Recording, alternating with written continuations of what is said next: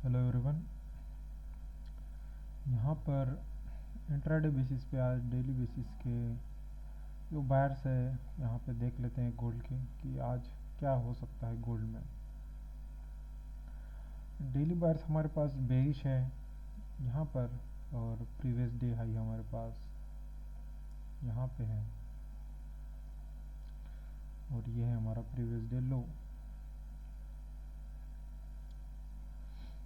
और इसी के अगर इंट्राडे करना है तो हम चलेंगे डेली से 1 आवर टाइम फ्रेम पे, और यहाँ पे देखेंगे कि प्रीवियस क्या हो रहा है। अगर मैं आपको बाल रिप्लेस से दिखाऊँ इधर यहाँ पर, तो मार्केट एक अपने प्रीवियस डिमांड एरिया में था, जो कि ये लास्ट सेलिंग मूवमेंट है यहाँ से।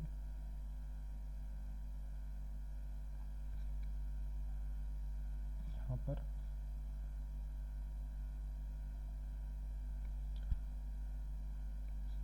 और ये इसका हाई है।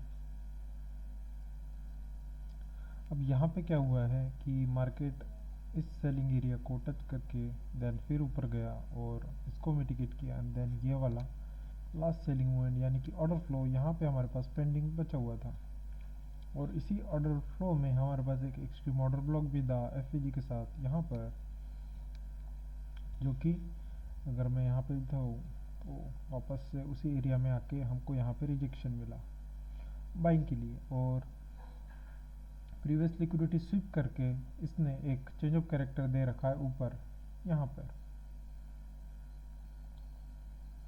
ये हमारे पास high sweep and then again एक कैंडल क्लोज है, यानी कि ये हो गया हमारे पास स्ट्रक्चर ब्रेक।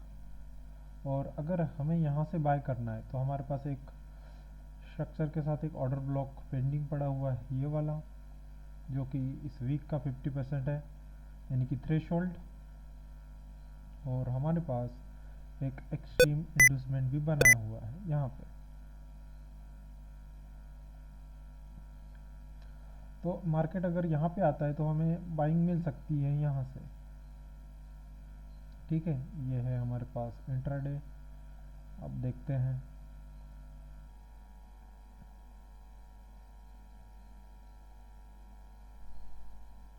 इसको।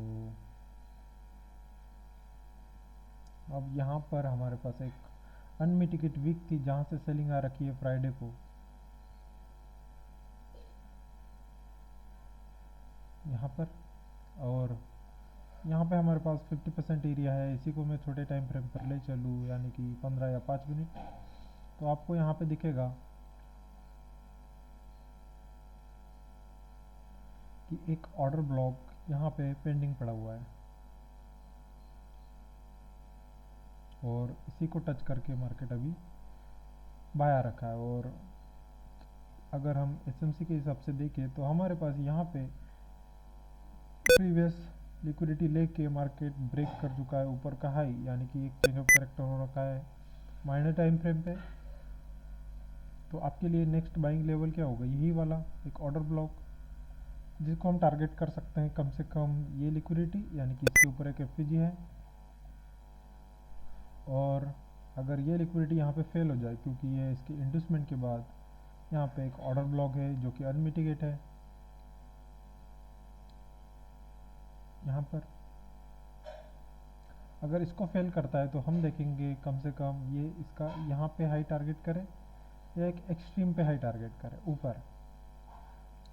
ये स्ट्रक्चर के हिसाब से मुझे लगता है कि ये यहाँ तक जाना चाहिए कम से कम, अगर इंट्राडे हम ट्रेड कर रहे हैं तो।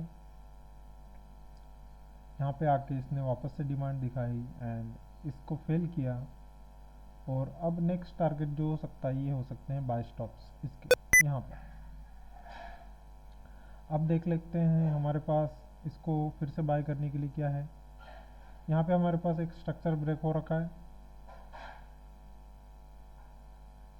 और प्रीवियस हमारे पास 15 मिनट का एक पुल बैक यहाँ पे पड़ा हुआ है, और इसी के साथ साथ इसी के नीचे एक एफपीजी और एक बेरिश कैंडल यहाँ पे हमारे पास बना रखी है। इसी को थोड़ा लोअर टाइम फ्रेम पर देखें,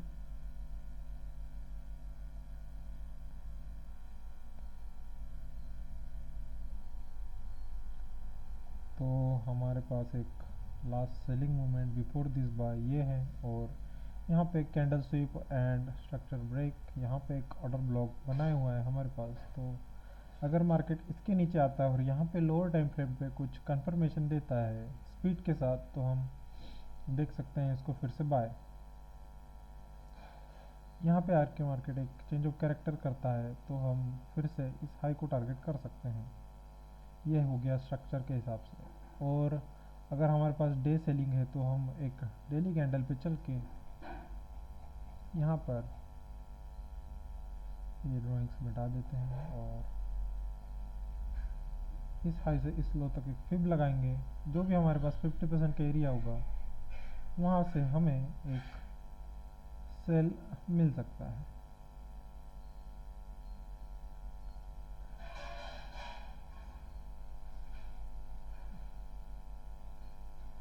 इस एरिया में, और इसी एरिया में हमारे पास एक मूवमेंट है जो कि एक ऑर्डर फ्लो है,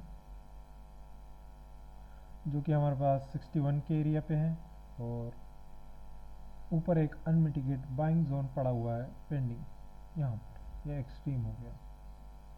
तो इस तरह से कुछ गोल्ड का व्यू है आज का यहाँ पर। तो ये जोन निकल रहे हैं हमारे लिए बाइंग के यहाँ पे। अगर मैं इसको इस तरह से मार्क करूँ और इसमें एक फिब लगाऊँ लो से हाई तक, और जो भी मेरे पास एक पुल बैक आता हुआ दिखेगा 50% से नीचे यानी कि 61 एरिया, ये होगा मेरे पास एक डिमांड जोन। और मैं यहाँ से ट्राई करूँगा 50 to 60 पिप का एक मूव। तो इस तरह से कुछ गोल्ड का मेरा आज व्यू है इंट्राडे बेसिस पे। ठीक है, धन्यवाद।